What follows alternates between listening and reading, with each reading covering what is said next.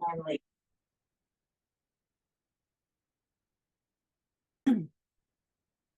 This is going to be available for the replay.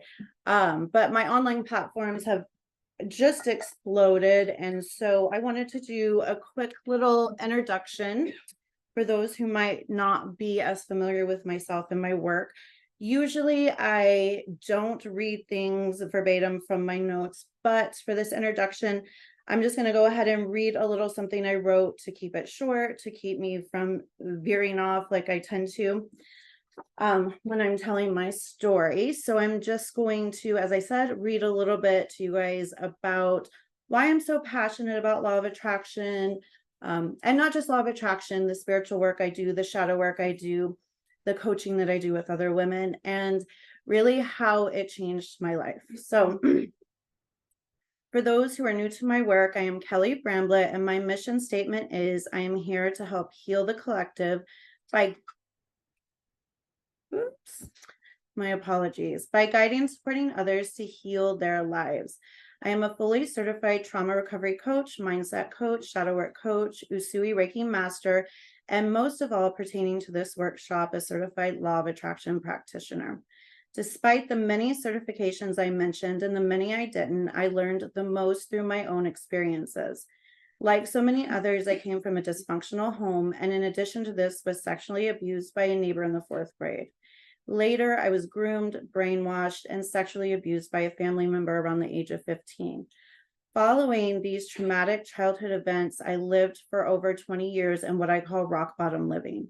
I was an addict who abused drugs and alcohol and was in a cycle of being with people who continued the emotional, sexual, and physical abuse, resulting in more trauma as an adult.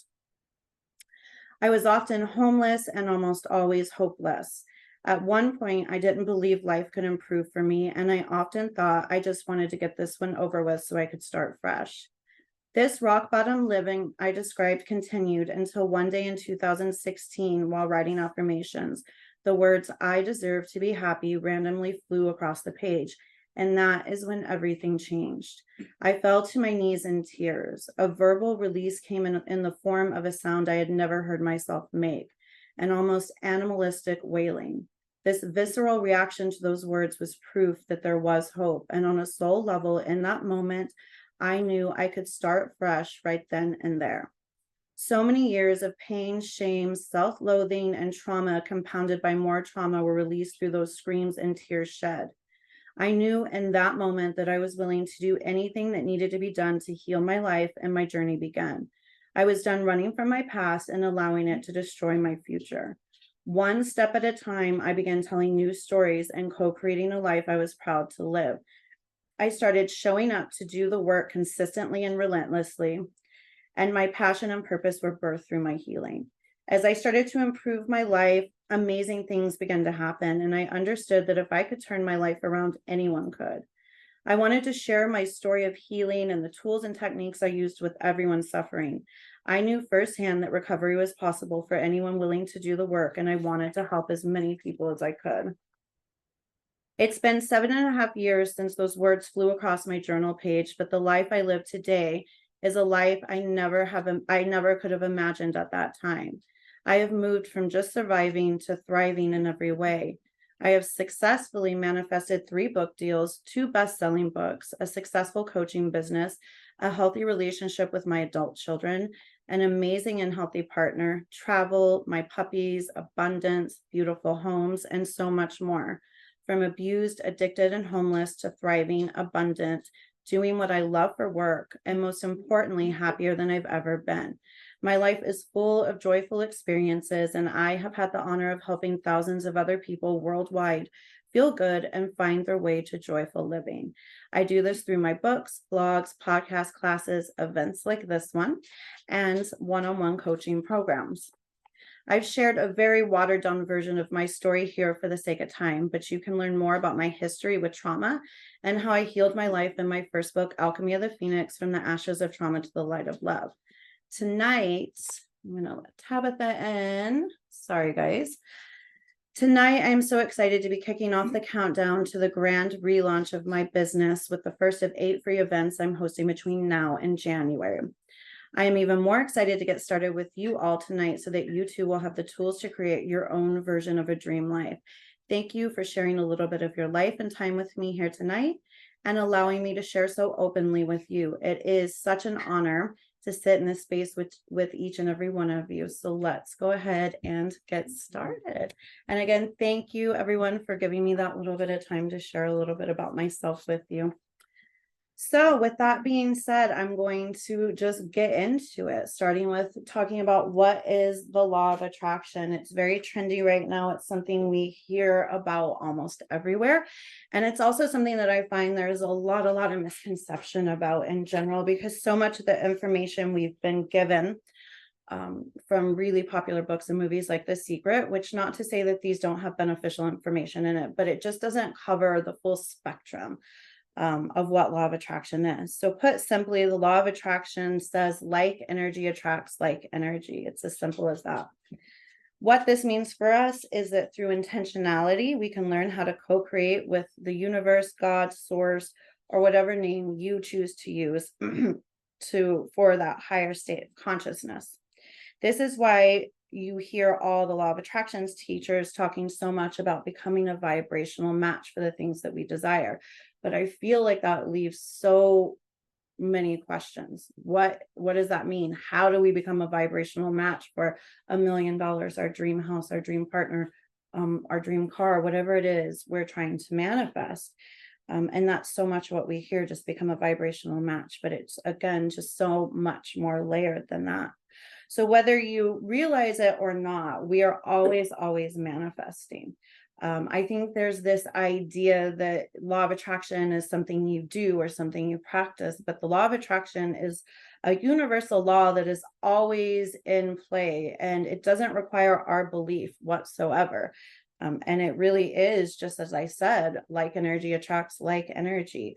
When you realize and understand that every single aspect of this universe is vibrational, which means we are vibrational beings. Our emotions carry vibrational frequencies. The things we eat, the things we watch, the plants around us, physical things, every single thing is vibrational. And we actually, despite what we believe from this 3D world we live in a very vibrational world. So our vibrational frequency shifts depending on various outside factors that affect our thinking and in turn affect our mood and emotions.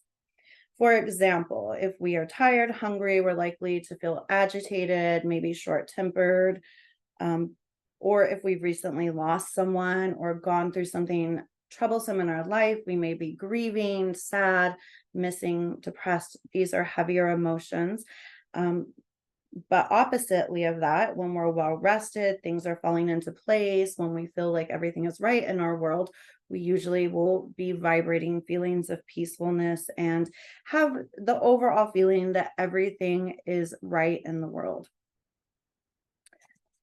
So when we lack intentionality in our thoughts and thus our moods, we become unintentional manifestors. So that's what I mean when I say we're always manifesting.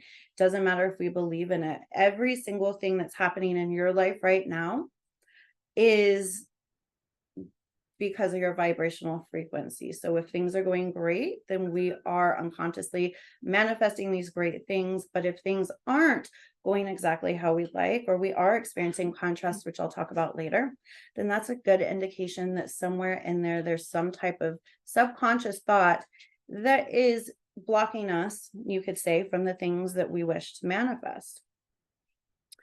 So the best way to know how you have been subconsciously manifesting up into this point is to look at the quality of your current experience and your most dominant emotions.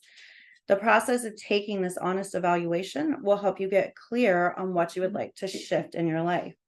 So I want everyone to grab your notebooks really quickly here and take just a few moments. And this doesn't have to be really detailed. These are just notes you're going to have for later on when you're working through the bundle that you have. So this doesn't have to be like long paragraphs, just some quick notes. You might even write it in 2 columns. What's working out well for me right now? And what do I think is not working out well for me? What things are displeasing to me? What would I like to shift? What's agitating me currently? etc. So everyone take just a couple moments to jot these things down in a journal or notebook.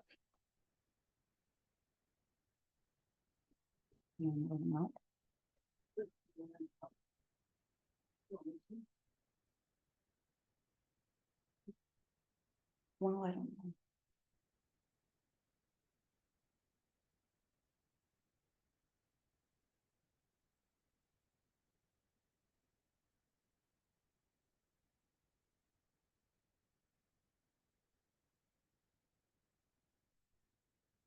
And again, these are notes that you're going to use later on when you're working through your worksheet bundle. So don't worry about needing to do anything, and just kind of remember later that you have these notes jotted down. Just a couple more moments here, and then I'm going to keep going.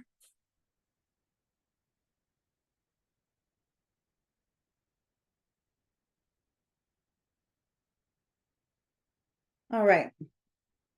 Hopefully everyone's had enough time. If not, you can continue jotting down some notes here while I'm continuing to talk. But we become empowered when we learn how to consciously manifest, because we stop feeling like life is happening to us, and we begin taking radical responsibility and accountability for the energy we choose in each moment.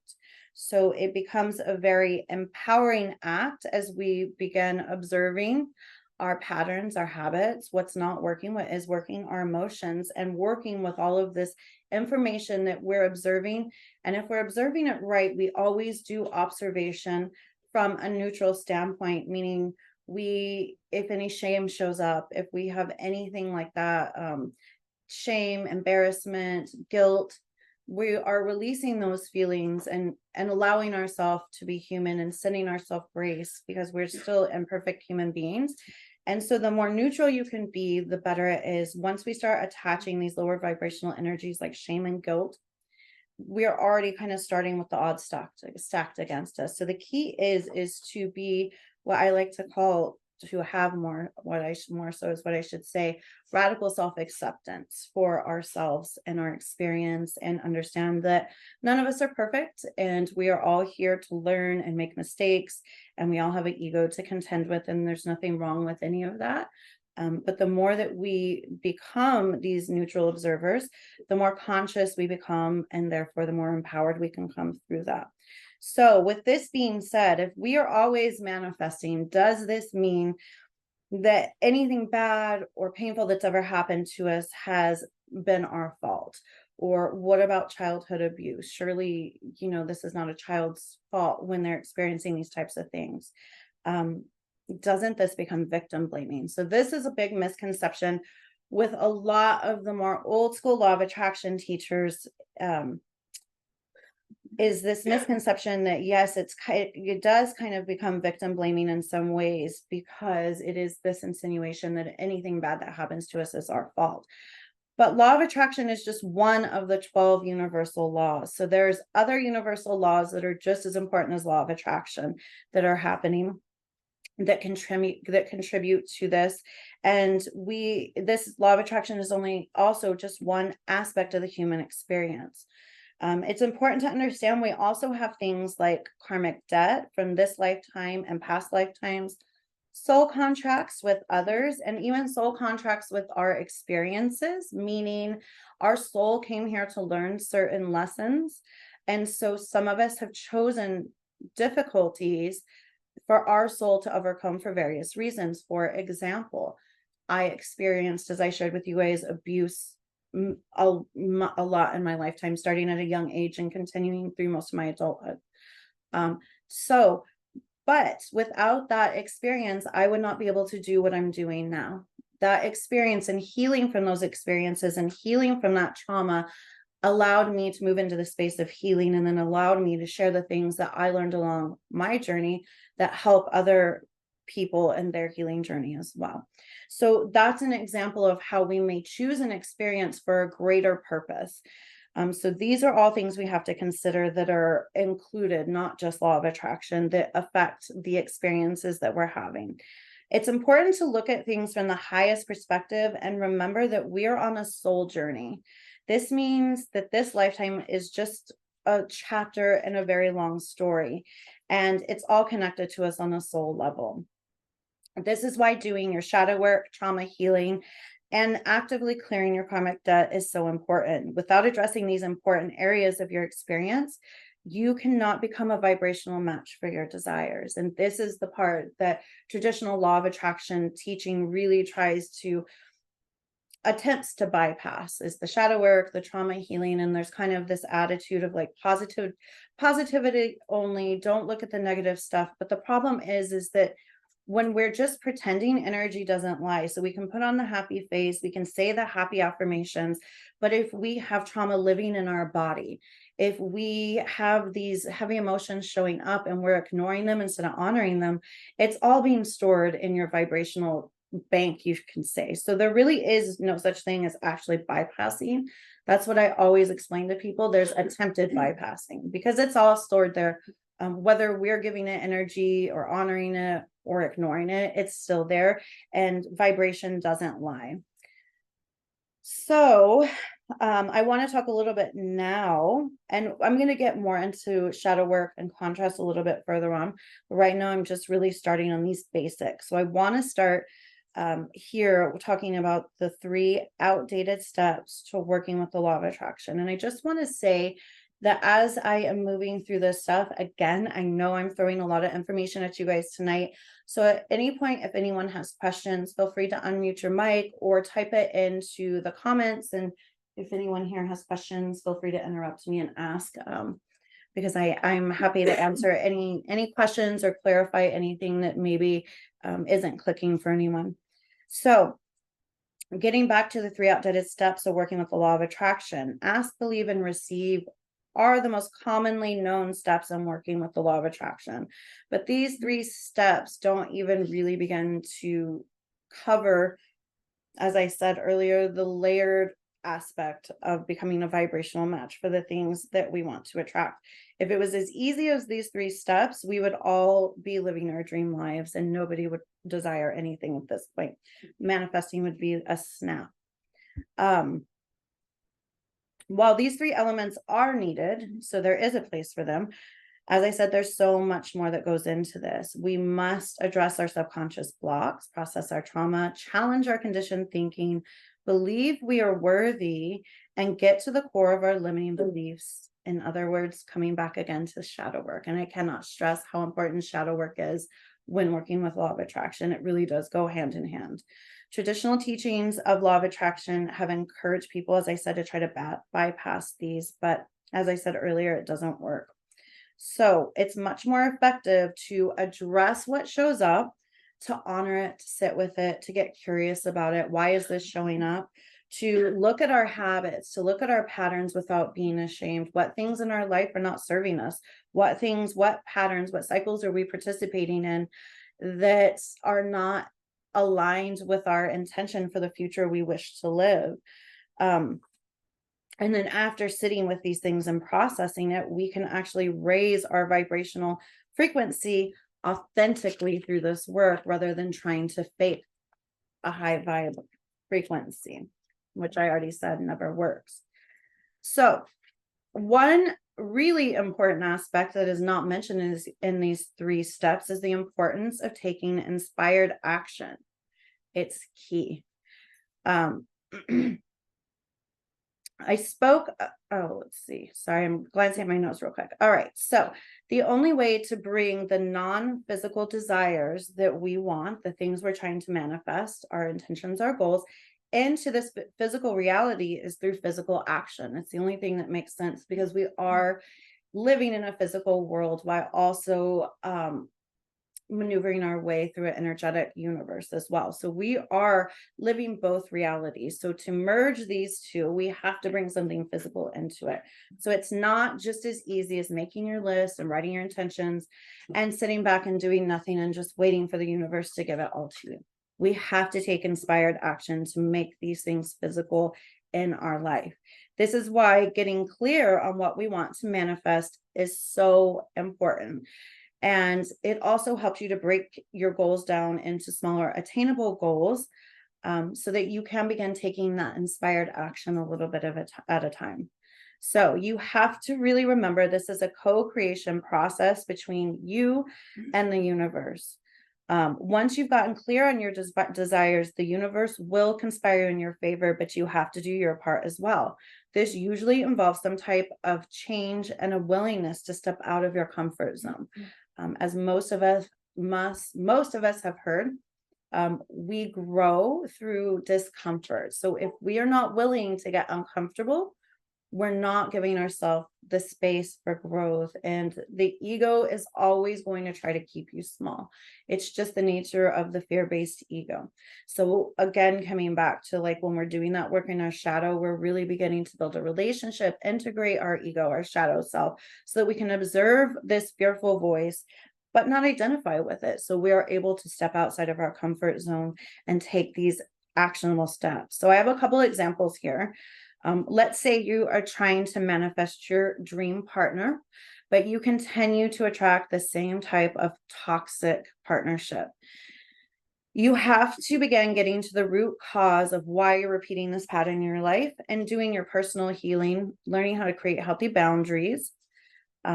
And again, looking at what within you is unhealed that is causing you to consistently attract this type of partner. And this all has to happen before you can become a vibrational match for the partner you desire. So that's the actionable step. Is, like I said, showing up, doing the work, looking at your patterns from that neutral perspective.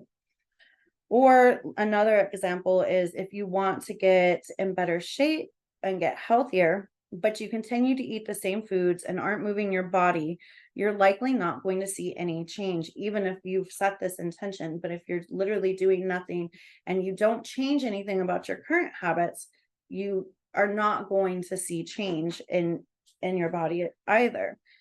Another really important thing to pay attention to when we're talking about taking inspired action is those little intuitive nudges that we receive, and those random thoughts that we have to take action in some way.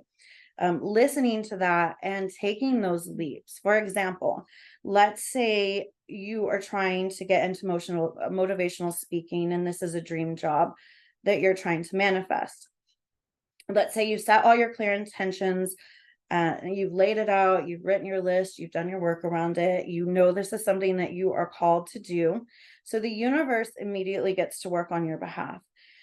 But say one day after you set this intention, you suddenly have this urge to reach out to someone you haven't talked to in a long time. You don't know why, but there's just something inside of you. This person came to mind, and you take that inspired action of that intuitive nudge and reach out, only to find out that this person is hosting an in-person workshop and looking for live speakers. So this is an example. I tried to cover like all the different types of inspired action we can take, from changing our behavior to looking at our behavior to also really tuning into our intuitive or higher self and listening to those nudges and actually acting on them. So does anybody have any questions at this point? I'm going to let Cindy in. All right, well then I'm just going to go ahead and continue on then. A little drink of water because my mouth gets extremely dry. All right. So a big question people often have: how do we know if it's ego or intuition? How do we know if action is inspired? Sorry, I'm just letting a few joiners in here. So always check in with yourself and ask yourself, when you are faced with these nudges or the desire to act in some way, ask yourself, am I operating from a place of fear or from joy? Welcome. Does it feel good when you think about it, or do you get excited? Or oppositely, do you feel nervous, insecure, or fearful in some way? Your higher self will never operate from a space of fear. That doesn't mean that we aren't going to be asked, as I said earlier, to step out of our comfort zone, and that the ego isn't going to respond in fear. But again, if we're observing and not identifying with that, then we'll be able to recognize that. So really just checking in, how does it feel in my body? How does it feel in my soul? Does this feel good? Do I get excited? And if you do notice fearful feelings in some way, get curious about that. Ask yourself, what are my fears in this? And really get to the root cause of that by getting curious. So focusing on keeping your vibrational frequency high is another great way to ensure you are connected to your higher self. And this takes daily consistency and showing up for yourself daily, and really in every passing moment as often as possible. Is this serving me? Is this thought serving me? Because the more aware we become, the more powerful we become, and the better we become at manifesting really quickly. All right, so I'm going to talk briefly about, and this is included in your bundle. If you guys didn't receive the email that I sent out today, check your spam folder. If it's still not in there, reach out to me directly, and I'll make sure that you receive this email, which has the instructions for this Law of Attraction worksheet bundle that goes with this workshop. So in the bundle, and I'll kind of hold it up here, I know it's kind of a glare. You do have the Abraham Hicks emotional guidance scale for your reference, but I'm not going to go over every single emotion here. What I will say about the Abraham Hicks emotional guidance scale, if you've never heard of it or heard of Abraham Hicks even, it starts from 1 between 22, and at the top of this scale from 1 to 7, they're considered higher vibrational emotions. So joy, knowledge, empowerment, freedom, love, appreciation is number 1 on the list, and it works down until it gets to number 2, with fear, grief, depression, despair, and powerlessness being at the bottom of this scale. So we are always working our way up and down this scale, depending on many factors that I've already kind of touched on here. So this is a really great resource when we are trying to be intentional, like I was talking about, in managing and maintaining our vibrational frequency. And again, in that observation process. So the most important thing you need to know to successfully manifest is maybe sexually manifest, depending on what we all have in mind, but to successfully manifest is that joy is the ultimate creator above anything else, above all of the tools, and even the tools I'm going to offer you here tonight. If you remember just one thing from this workshop, it is that joy is the ultimate creator. Even if we aren't working to consciously manifest, if we are consciously trying to connect with joy on a moment-to-moment basis as often as possible, the universe has no other choice but to deliver to us positive experiences that match that joyful energy. So with that being said, that's where the Abraham Hicks scale can become really useful. And you might notice that you are bored, or that you are frustrated, irritated, or impatient, which lies about 9 and 10 on the scale. So with that, the key is, once you've made this observation, to work your way slowly up the Abraham Hicks emotional scale. So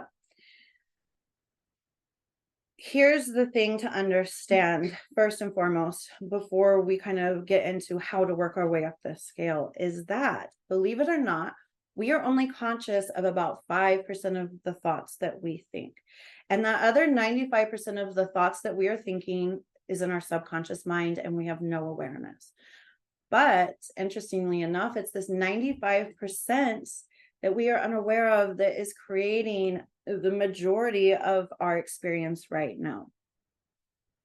So when we are tuned into our emotions, we're able to gauge the quality of our subconscious thoughts. If you notice a shift all of a sudden to frustration or jealousy or insecurity or whatever the heavy emotion is, that's your invitation to pause and again, get curious. What am I thinking right in this moment that caused me to experience this shift? Or what's happening outside of me? Often when we are observing these emotions and we start to get curious about those two things, what's happening within and what's happening without, It's going to guide us to A, where we need to adjust our thinking to be more serving to us. And B, often, are there areas we need more boundaries? Do we notice every time I'm around this certain person, I feel frustrated, disappointed, drained? That might be a key that there needs to be stronger boundaries when you spend time with that person. So we're able to learn a lot by tuning into our emotions and then getting curious about what's showing up. By noticing that shift into our heavier emotions, we can effectively explore and uncover our subconscious thinking. So, while some of the things we're thinking require the deeper work I've discussed, usually our thoughts are just patterns we've created from thinking the same thing over and over. And that's really all a belief is something we have repeatedly thought. I don't know if you guys have ever heard that saying, don't believe everything you think, but I think it is such great advice, because when we start to question our own belief system, because if all of your beliefs were serving you, if all of your thoughts were serving you, we would all be living our dream lives. Everyone in the world would be living their dream lives. So we all have subconscious thoughts that are not serving us, and belief systems that we have thought for so long that are not serving us. So we have to always be prepared and willing to question our outdated belief system by noticing what is and what isn't working.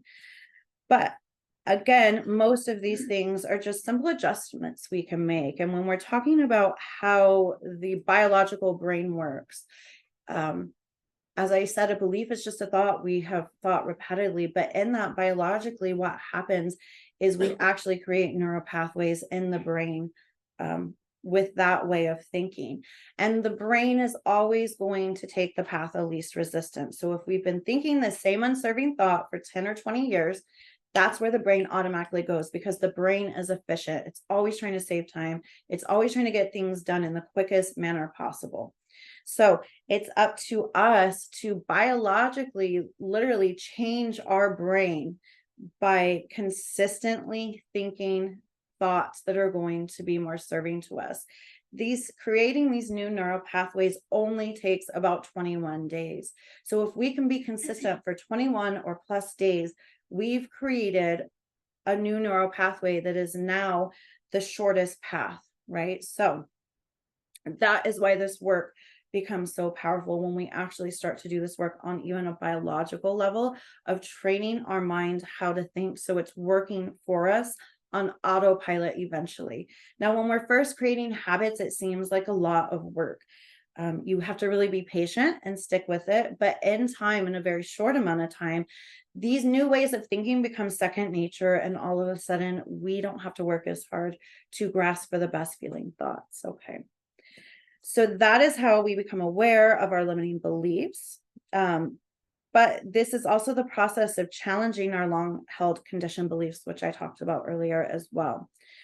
So now focusing on the emotional scale with all of this information in mind. Let's say that something has happened and you are landing on the bottom half of this emotional scale at 21 or 22. It's extremely unrealistic to think that you are going to sit in that moment and have one thought and jump from 22, which is fear, grief, depression, despair, and powerlessness, to 1, which is joy, knowledge, empowerment, freedom, love, and appreciation. That's impossible for the brain to even do. So what we do is we reach for the next best feeling thought.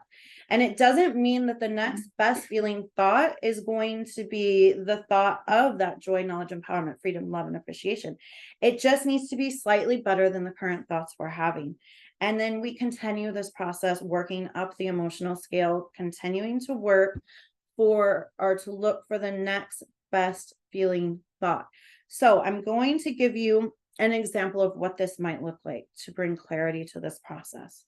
Let's say that you are annoyed with a coworker who rubs you the wrong way and has annoyed you for so long that you're beginning to be frustrated with your entire job. You hate going there, you're agitated, you just want to quit, leave the whole building because of this one interaction you're having with one employee. So you observe that every time you think about your job or go to your work, you become agitated, angry, frustrated, and anxious. So that's the observation. We've observed now where your emotions lie, and you've now discovered where you are on this emotional scale through this observation. Even worse, because it's become so much of your focus, you're losing sleep and thinking about all of these things that aren't working, even when you're not at work. So now it's beginning to affect all of your other free time as well, and is bleeding into all of these other aspects of your life in a negative way. Because as you know now, joy is the ultimate creator. You understand that if you want the situation to improve, you have to be the one to shift your thoughts around this situation. So you may begin by not necessarily, as I said, addressing the direct issue at first when you're looking for that next best feeling thought. So you might start by just simply thinking things or saying things like, it makes it bearable knowing that I have the weekends off. At least that is time away that I have for myself. Or there's always the possibility that my coworker will get fired or leave. Now, these aren't great thoughts, don't get me wrong, but they're slightly better than the thoughts we were having when we just wanted to quit our job or leave, or we're allowing it to bleed into our lives. Okay. So from there, after you reach for those thoughts, you might then work your way from there and then start to say things like, there are times when I don't find my coworker as annoying, and he or she is actually a really good worker, or he or she is is only one person, but I get along with and really enjoy everyone else I work with. So these are even better feeling thoughts. Okay. And as we continue this process, your thoughts might begin to sound like, I'm really thankful for the lifestyle my work provides me. Or I can choose not to be so bothered by my coworker. And I notice when I choose to not be, things really don't seem as bad. Or you may say, there are so many positive aspects of my job that I do really enjoy and even love. I have so much to be thankful for. And as we've moved to these last thoughts, we have effectively brought ourselves to the higher end of the scale. And now all of a sudden we have changed our perspective.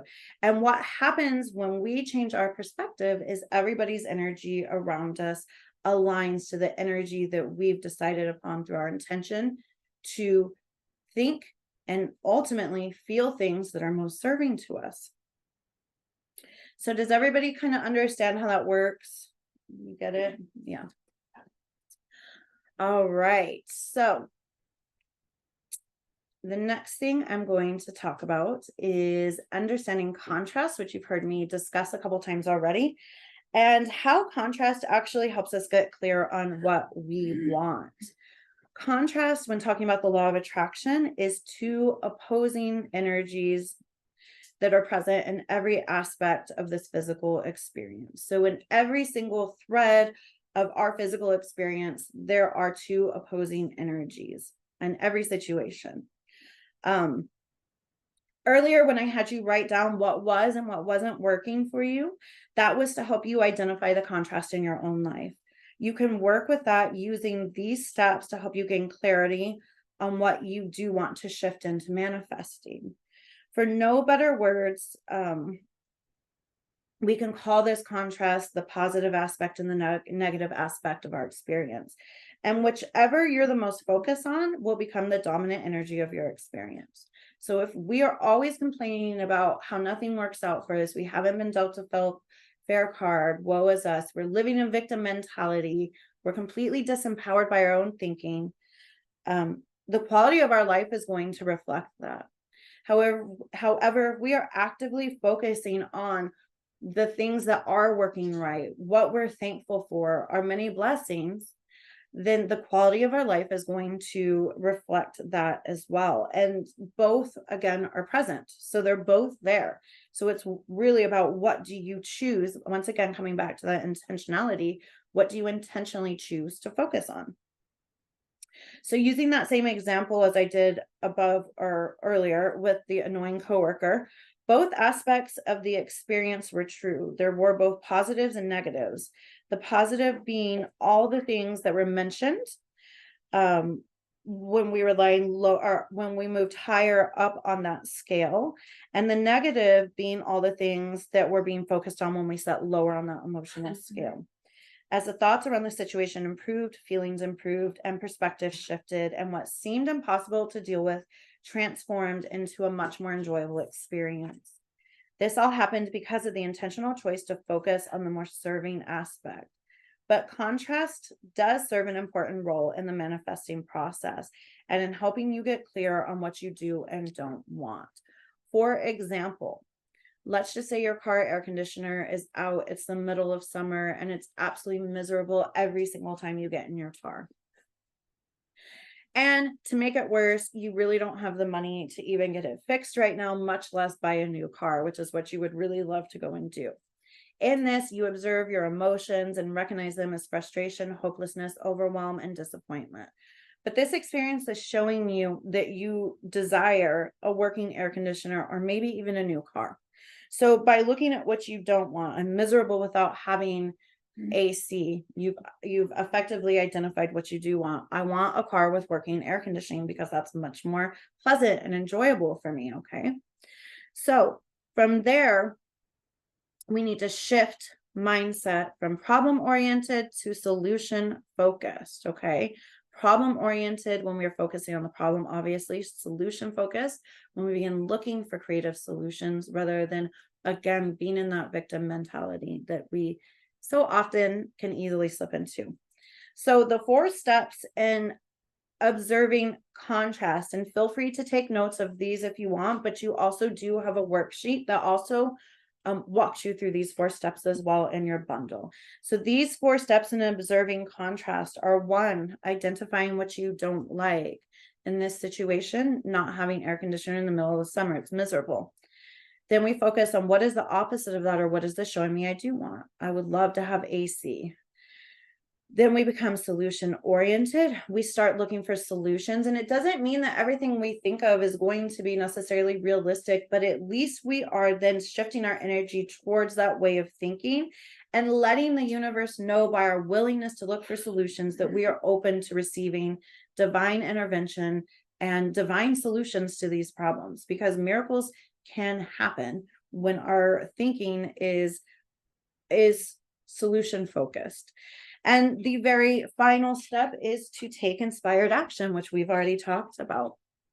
So that's how we can use contrast to really help us become intentional manifestors in our own life and to keep us from, as I said, slipping into that victim mentality and focusing and getting dredged down, and what I like to call the wallowers, the wallowing in our problems, which is never serving to anyone. Like, yes, sometimes we do need space held for us. Yes, sometimes we do need to admit, like, this really sucks, or this really hurts, or this is really horrible.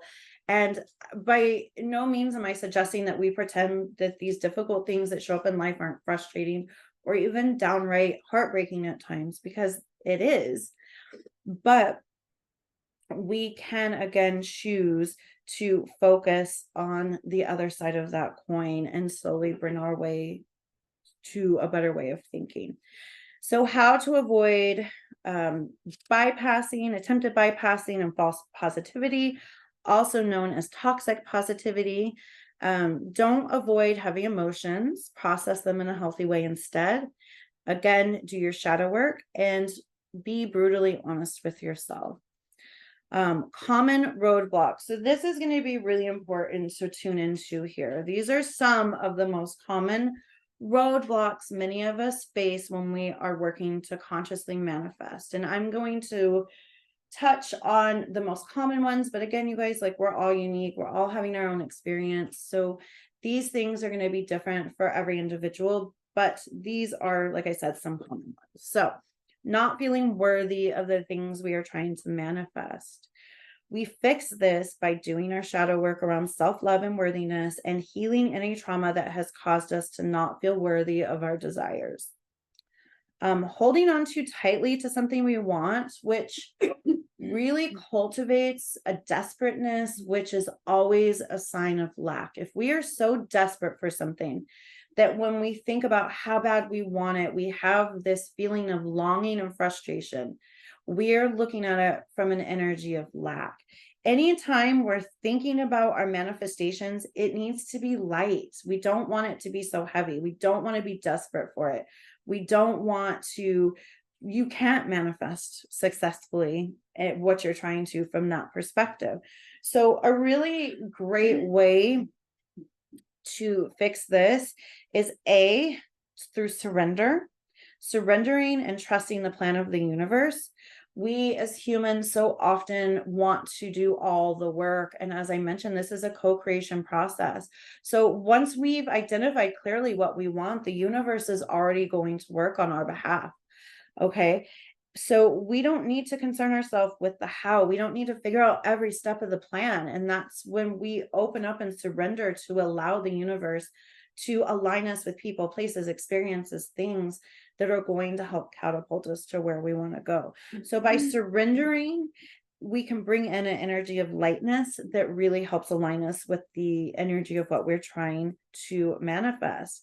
Releasing the expectations of the how, when, and really leaning into faith that what you want is on the way. And a really great way to look at this is, let's say you're starting a garden and you plant your seeds, in the spring.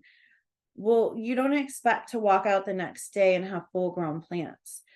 You know that these plants are going to grow, so because you've planted your seed and you're watering it, and it's getting sunlight and it's in good soil. So you've tended to the soil, and that's what we do when we raise our vibration. We're tending to the soil of our soul. So we know we have planted this seed in a place that's conducive for growth. So we don't sit around and worry when it's going to pop up or if it's going to come. We know it is, and we're patient. And so we can be patient while we wait. And we can look at our manifestations the same way.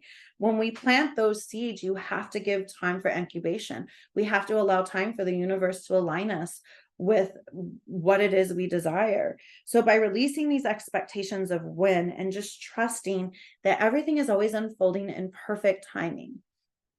And so we never need to be worried about it. We never need to stress about when things are coming to us. We can just trust that they are. And that's the believe aspect that we hear so much about. So in this holding on too tightly energy that so many of us get stuck in when we really want something, this is a great time to use gratitude as a tool by looking at all of the good things you already have manifested in your life and being thankful. And when we're also looking at the things we've already manifested, it helps to solidify our faith in what we are capable of manifesting. We're constantly looking at what we want, but we tend to not really look at what we've already brought into our reality. And there's always something to be thankful for. And then really celebrating how much you've already accomplished. Those are all great ways to really move out of that energy. So a next major block that a lot of us deal with is not being clear on what we want. So we fix this by observing the contrast in our life and through honest introspection, but also by being really detailed. Like, you really can't be too detailed for this process. So let me give you an example. Let's say you say, I want to manifest wealth. Well, that's great. The universe has no idea what wealth means to you, because what wealth means to one person might mean something completely different to someone else, right? So how much money do you want to see in your bank account in 3 months, 6 months, a year? How much? What does that look like for you? As detailed as possible. Or I want to attract my dream partner. Well, what does your life look like with your dream partner? What attributes and characteristics and values does your dream partner possess? The more detailed you can be in what you want, the better the universe can serve you. And often we are not clear with ourselves or in our asking of what it is we want. And don't worry, because there's worksheets that I've included in this bundle to help you guys get clear on all of this stuff. So you definitely are going to have the tools to help you with that in your bundle here. The next really common one is subconscious fears about what will change if we do get what we want. And believe it or not, we are often afraid of receiving what we want subconsciously. There might be hidden fears. Going back to that example I used earlier of the person who wanted to get into public speaking. They may have had an experience as a child where they stood up and spoke in front of a group of people and stumbled over their words and were humiliated. And through that, they developed subconscious blocks about not being a good public speaker, or fears, what about if this happens again? So even though consciously they know this is something they want, subconsciously they hold fears around, what about if this actually happens? So we can fix this again through shadow work processes and awareness. And I talk about shadow work so much because shadow work is what helps us bring awareness to that 95% of our thinking that I discussed earlier on, which is why it's so important, because as I mentioned, that's creating most of our reality. So the next one is being problem focused instead of solution focused, as I discussed. And we fix this by being intentional and focusing on possible solutions, being open to receiving solutions, and avoiding wallowing by focusing on the problem as opposed to focusing on the solution. Another big one is demonizing money or those who have money. And I actually just saw this online today, and we see this everywhere.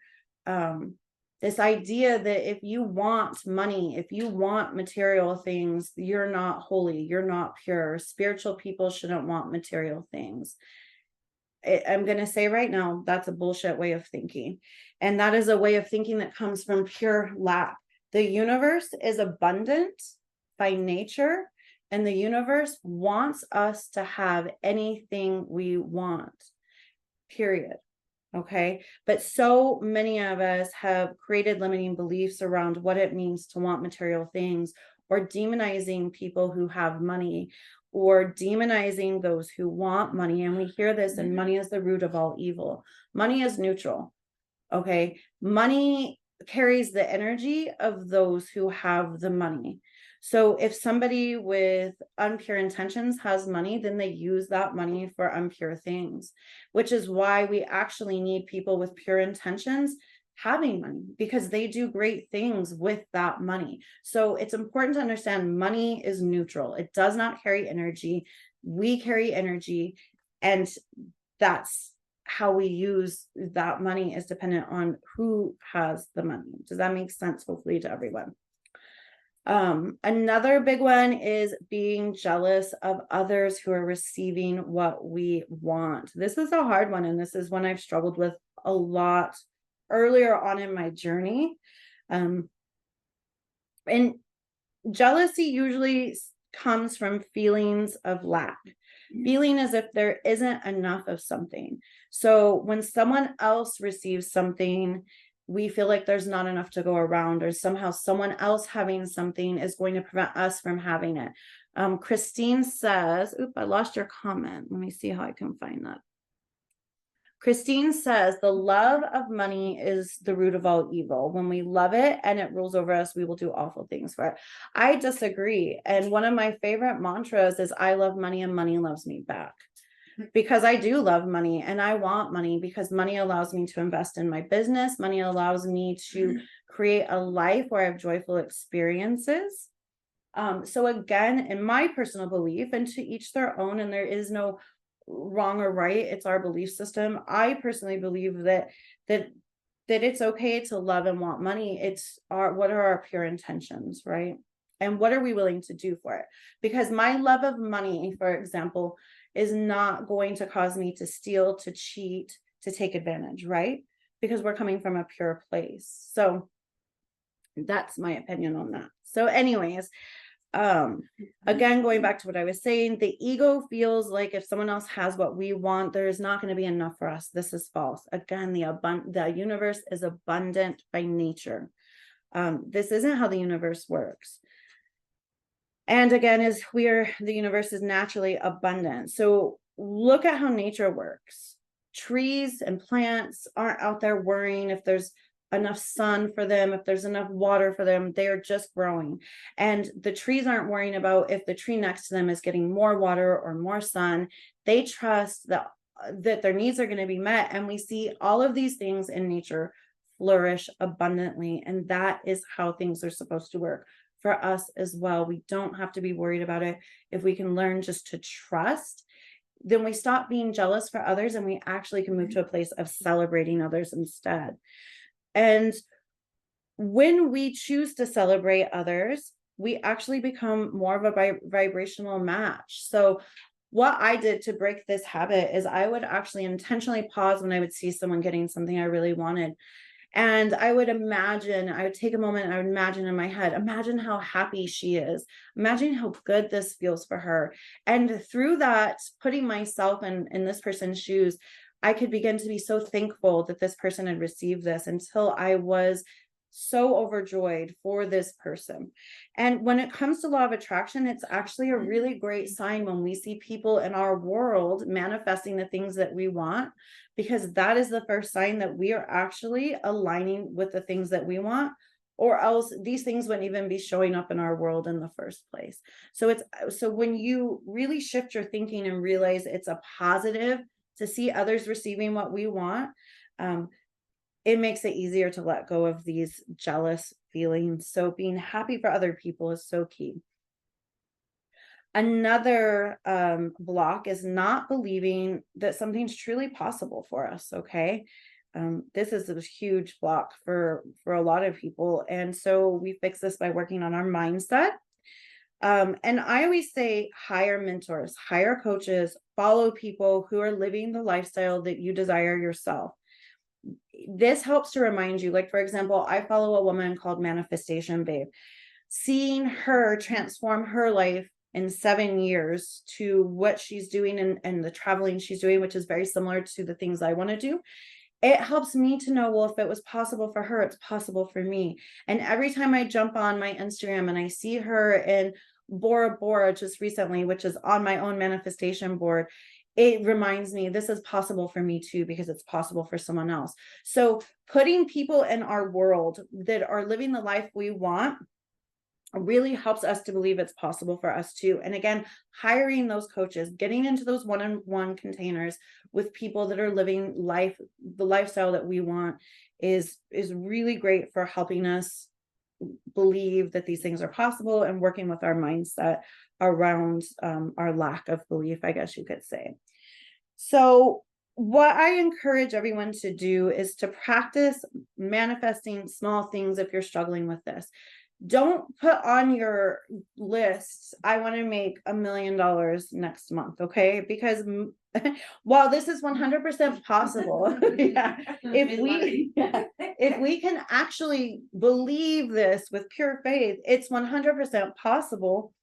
But the chances that our ego mind is going to allow us to believe that from where we're at is pretty small. So when we start manifesting small things, it builds our faith that we are able to do it, and we can slowly start manifesting bigger and bigger and bigger things into our life. Okay. So what I want you guys to do once again here is grab your notebook, and I want you to write down one small thing that you want to manifest in the next 7 days. And I want this to be something that feels really attainable for you. So it could be a free cup of coffee, a perfect parking spot next time you go somewhere. I know we live in a place where we can literally never find parking. So like manifesting a good parking space is like a big deal, because sometimes, like if you're going to the beach, we have driven around for up to an hour looking for parking. So something small like this that seems attainable, I want you to write it down. And part of your homework now is throughout the week to use the information that you're learning here today to work through your bundle that you have, your worksheet bundle, to focus on what you want to manifest while you're feeling positive and good and joyful throughout the week, and you're higher up on that emotional scale. And you may also spend some time this week visualizing yourself receiving whatever the certain thing is you're trying to manifest. So if it's the parking space, you might just spend 5 minutes in the morning thinking about, when I get to work today, just imagine how good it's going to feel. I'm not going to have any hassle. I'm going to zip right into that space. It's just going to be there waiting for me. Really milk that energy until you get really excited about it, and see for yourself this come to fruition for you over the next 7 days. And Continue to do these things for yourself. Continue practicing. It's like anything else. We build it like a muscle. So after, this thing manifests that you've chosen, continue on. Make goals every week, every month, every year, every 6 months. These are all great times to make these long-term and short-term goals, which is really all manifestation is. We can call it manifesting or we can call it setting goals, but it's all the same thing. So the blocks that I've gone through here are just some of the most common blocks. But as I said earlier, all of our blocks and conditioned thinking are going to be unique based on our own life experience up until this point. This is why it can be really, really, really beneficial to, as I said, get in that one-on-one container with someone that can help guide you through processes and techniques and the shadow work based on where you are currently at in your mindset. So talking about shadow work, which I've mentioned about a million times, I realize already, I'm going to do a quick overview of shadow work and the law of attraction here. Again, shadow work is just uncovering those limiting beliefs and toxic conditioned thinking, and then creating a new story that is more supportive. I always like to warn people, beware of shadow work addiction. And we see this a lot in the self-help and spiritual sphere. People always feeling like they need to constantly be fixing themselves, constantly be healing. There's always something wrong. And I say this all the time. We are meant to visit our shadows. We are not meant to live in our shadows. Okay. What happens is, when we are constantly feeling like there's something wrong with us, we get addicted to self-help. We see it all the time, people who just are always fixing, up leveling. But when we don't take breaks and allow ourselves to enjoy that plateau between shadow work periods, we live in this constant perpetual state. And this is a never ending journey, the healing journey, the growth journey. There's no final destination. So we don't need to rush through it or feel like we constantly need to be doing it. Every single time we uncover a layer through our healing work, through our shadow work, there's more that will be revealed to us. There's a more authentic version of ourselves that comes and blossoms from that place. And we need to take time to enjoy that new version of ourselves and get to know that new version of ourselves before we continuing jumping into something new. So it's really important to take breaks and just allow yourself to enjoy life in between shadow periods. These times will come in phases, these in-between phases. The in-between phases is when you are able to do your most potent manifesting, because we've up leveled to some degree through our shadow work. And now we have raised our vibration. We've healed certain aspects. We've confronted our limiting beliefs. We've done all the work that we can do up until this point. And now it's time just to sit back and actually enjoy your hard work for a little while. Don't push yourself so hard constantly. You're allowed to be human. You don't have to get it all figured out at once. Okay. So to end, I am going to go over a few things you can do so that I can actually fill your law of attraction toolbox. So these are the actionable steps that we were talking about for you guys. So the first thing I suggest for any single human being, honestly, and any client that works with me is asked to do this, anyone who's trying to manifest, having a morning and night gratitude practice is key. We start each day in gratitude. We end each day in gratitude. It's perfect medicine. So gratitude journaling or meditation in the morning before you start your day is so important. Before the emails, before social media, before we flip on the news, before our family annoys us, before we get to work and we let the day start, being intentional and starting your energy out right by focusing on what you're grateful for. Now, especially in the work that I do with trauma recovery, a lot of women that come to me are at the bottom of the scale because they've been dealing with their stuff for so long, and they'll struggle often to find things to be thankful for. So if you ever find yourself in this situation, I always say, get back to basics. Look, do you have your basic needs met? Food, shelter, water, warmth. If we have those basic things, we already are in pretty good shape, whether we realize it or not. Okay. So getting back to basics and looking at what you really have.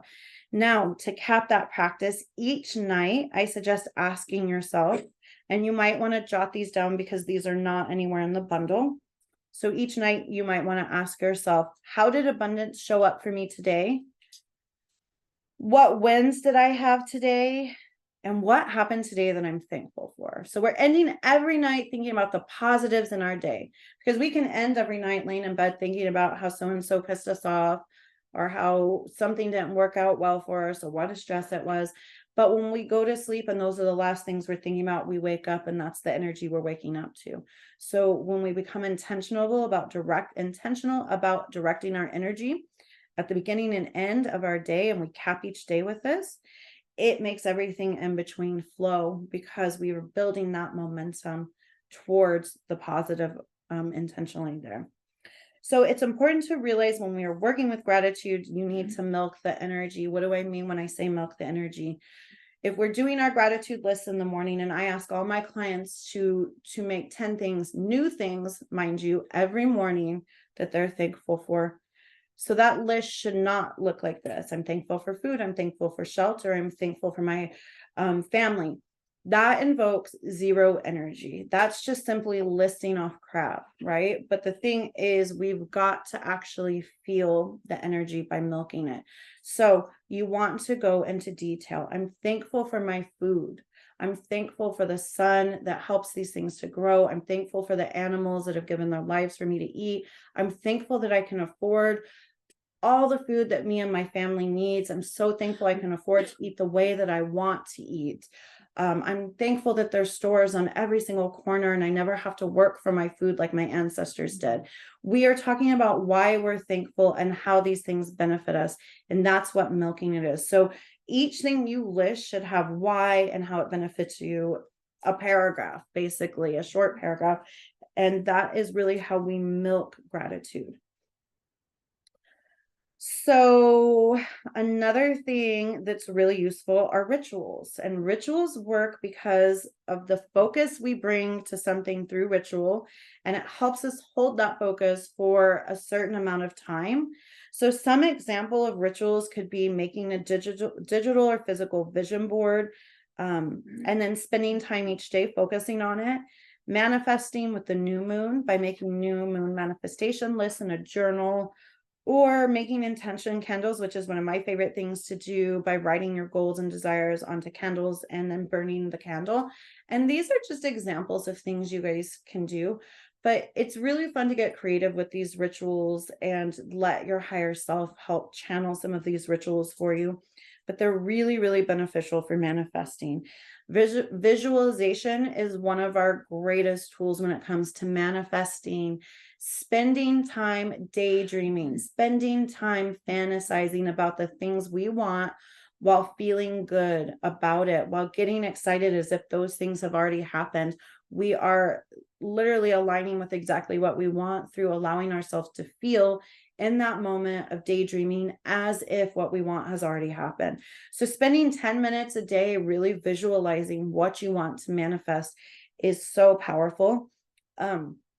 There's also what I call the whiteboard method. And let me see, you guys, I'm going to kind of show you. Oh, I can't really show you. I tried to kind of direct my camera to show you. I have my whiteboard up, and this is something I've been doing for years.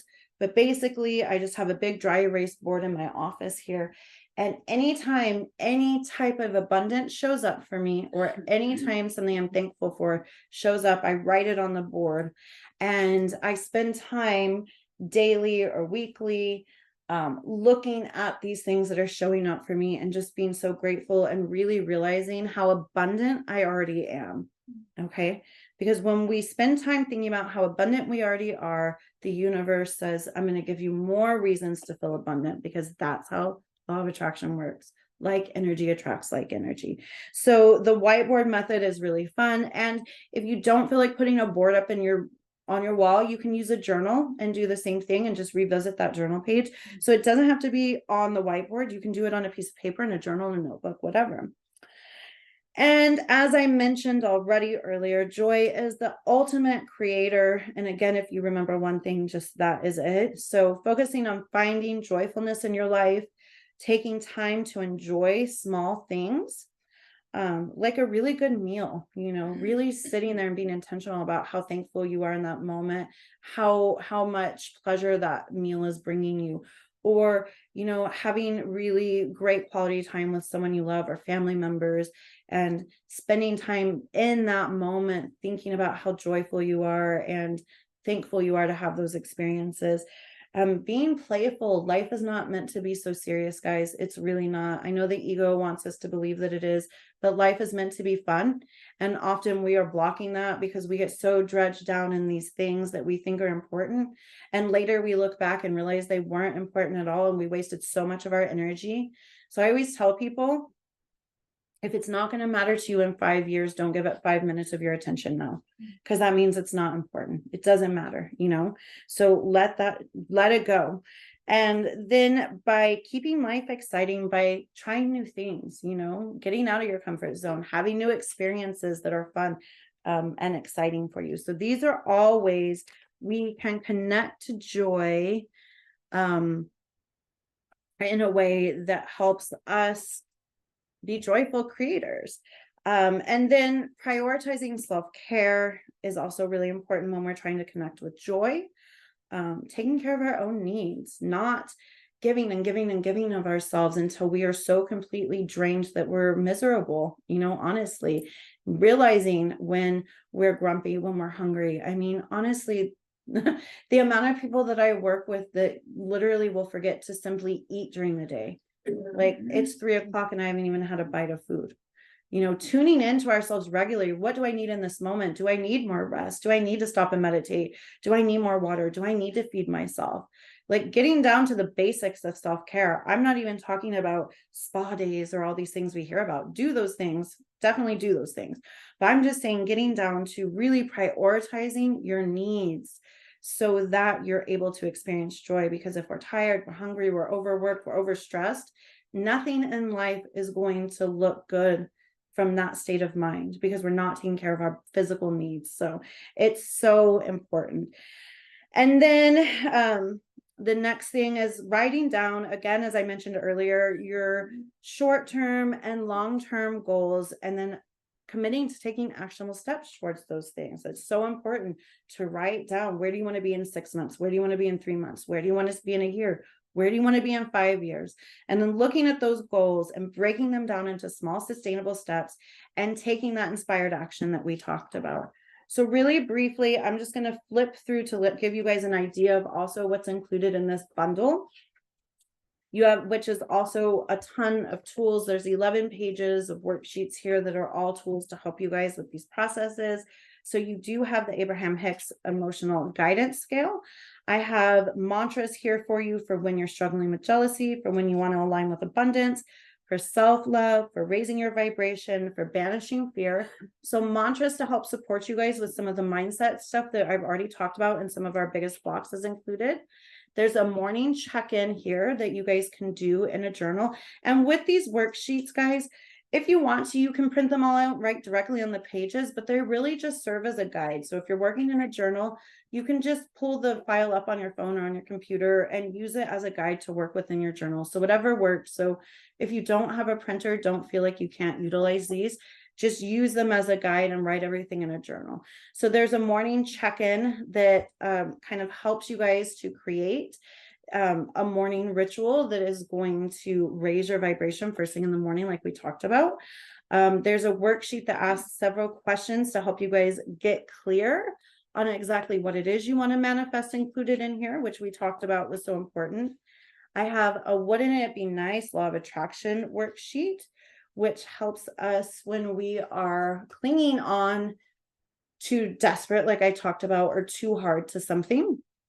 It helps us to lighten it up by thinking of it of, instead of I want this so badly, moving it to wouldn't it be so fun? Wouldn't it be nice if X, Y, and Z happened? How cool would it be if this thing just randomly happened? For me right now, what I'm manifesting is how amazing it's going to be when I get my notification that I get to get Taylor Swift tickets tomorrow. I had this, let me tell you guys, I have this on a visualization board. I had this on a candle before I knew she was doing more US leg before I knew she was doing the second leg. And sure enough, I've been thinking positively. She announces this. I'm certain I'm getting these tickets. Only 4% of the people are going to get them, and I know it's going to be me. So manifesting. Wouldn't it be so fun to go to this concert? I'm doing it right now. All right. There's a worksheet to help you take inspired action by defining what your desires are and then actually writing down what you commit to doing to help bring these things into your world.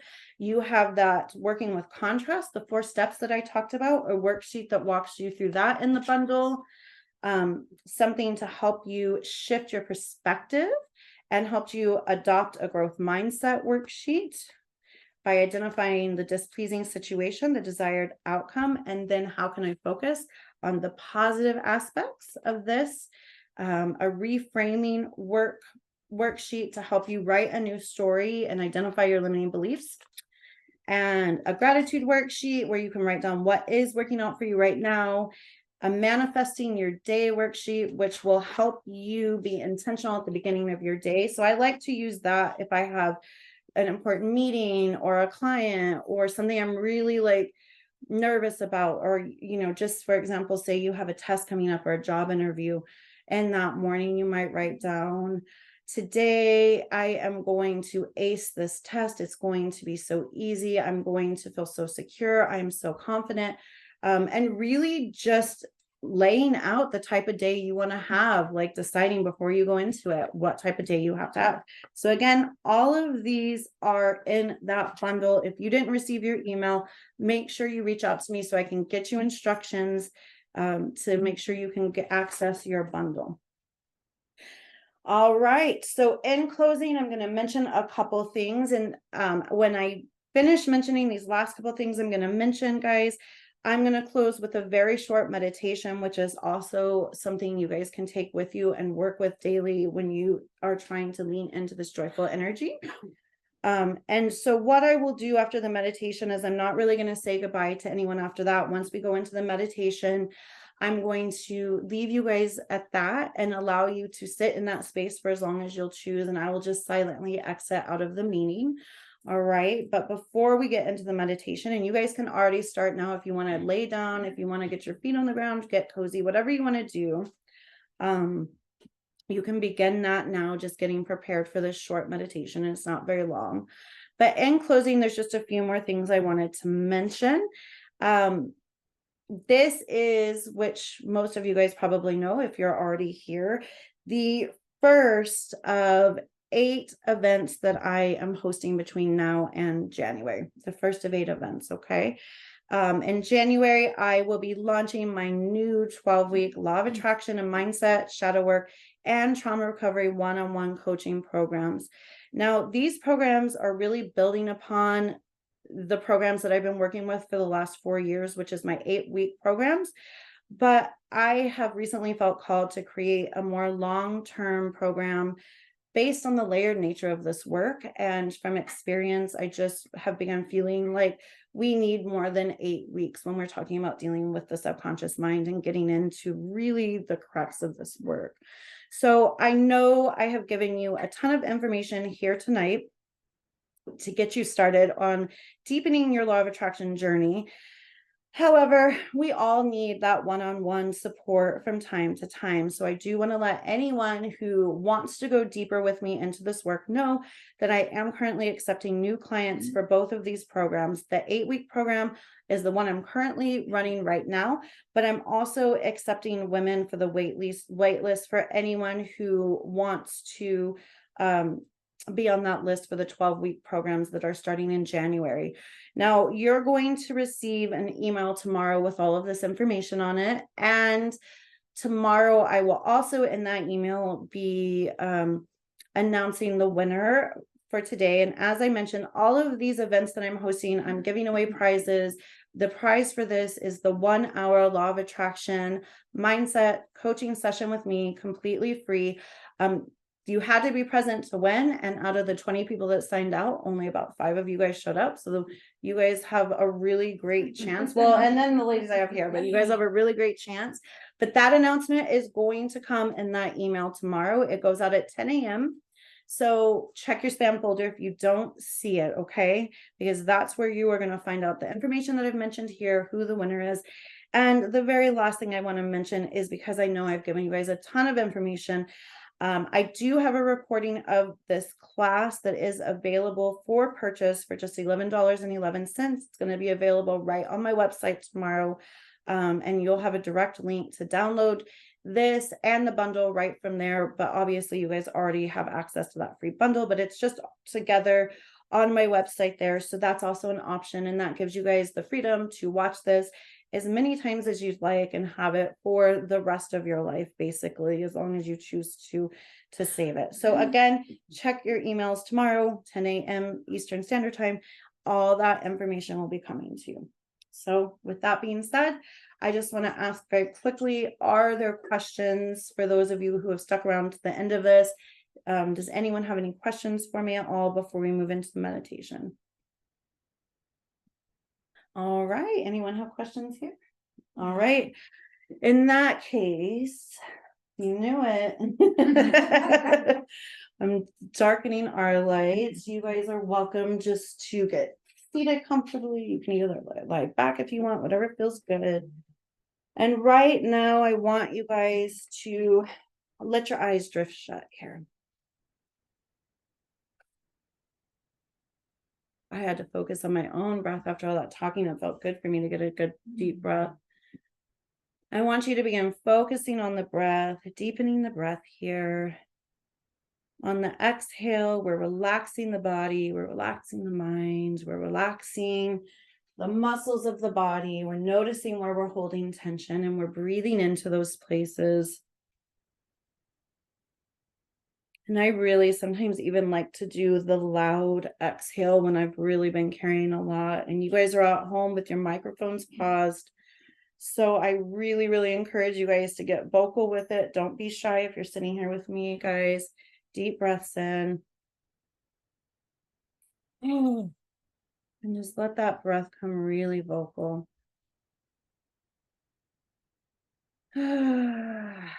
Just releasing any stress of the day, any concerns we have about what's coming tomorrow, just really grounding into this moment. Allowing ourselves to have this short moment of reprieve from our everyday lives, from the things that are happening in our worlds. And as we're relaxing, I want each of you to begin to focus on the energy of joy. And I want you to do this by visualizing joy as a bright yellow glowing ball that sits right at the navel point, right at the belly button, right at the belly of the body. So I want you to visualize this orange or yellow, my apologies, yellow ball as bright as the sun. And as you continue to breathe, I actually want you to visualize you are breathing in and out through this space. And with each breath in that you take, I want you to notice this yellow ball growing in intensity, growing in size. So it's growing up into the chest and down towards your feet and legs, out towards your hips. And it's continuing to grow until you see yourself engulfed in this energy. It's surrounding you from all directions. And you're being bathed in this light that represents joyfulness. I want you to think about one thing that you are really, really thankful for. And practice that process of milking it. Why are you thankful? How is this benefiting you? I want you to intentionally and consciously choose, just for this moment, the energy of joyfulness. As I said, I'm going to leave you all here, but sit for as long as you would like. Thank you all for joining me tonight. I love you guys all so much.